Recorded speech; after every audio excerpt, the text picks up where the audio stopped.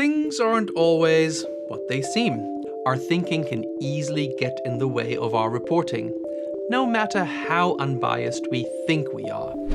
The truth is that we all hold some deeply ingrained biases which often define our very identities. Don't believe me? Well, let's see about that. This video is all about cognitive biases. Welcome to GMF Compact. The simplest explanation for a cognitive bias in reporting is when your subjective take on something creeps into what is supposed to be an objective piece of journalism. Rather than giving facts, you present an interpretation of the data you are using. Our brains are hardwired to do that, but good journalism shouldn't be. So here are some examples of cognitive biases to watch out for. Number 1. Confirmation bias. Remember the 2016 US elections? Most media outlets around the world thought that Hillary Clinton was going to win, simply because she was a seasoned politician. Her rival, Donald Trump, was seen as more of an entertainer with a successful TV show. You're fired. However, the opposite happened, and journalists around the world had to wake up to the fact that in the run-up to the election, this confirmation bias had filtered out much of the information that had already been indicating for months that Trump stood a very good chance of winning. Number 2, authority bias. You've probably heard of a boat called the RMS Titanic, which was supposed to be unsinkable. Its captain and its crew braved the waters of the North Atlantic in April 1912, believing this assertion. After all, the boss, that is the White Star Line which owned the Titanic, said so. The rest, as they say, is history.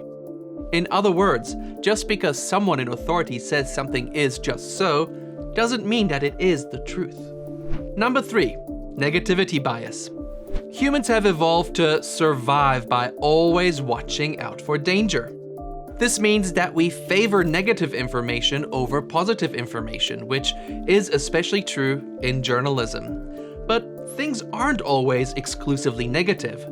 For example, it is proven that never before in human history have there been as many people living in a relative state of comfort as now. Yet, we talk about inflation, cost of living crises, poverty, famine, and homelessness all the time. And yes, we should report on these issues, but we should also factor in the greater context, which includes the positives as well. Now, that might be hard, but it actually leads to your audiences trusting your reporting much more. Number 4, declinism.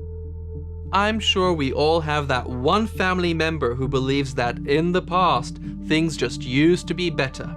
Well, at the least this qualifies as nostalgia, but it can easily turn into declinism, the belief that the future is looking grim because the past was just rosy. But just take a look at Western societies 50 years ago in regards to issues like gender equality, sexual freedom, race relations, religious freedom, and you will see that things indeed have improved measurably for many, many people.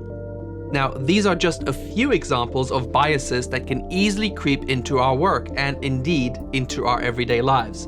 There are many more, but if you bear these kinds of biases in mind and apply your critical thinking skills instead of jumping to foregone conclusions, you can, quite literally, begin to change your mind and actually portray the truth.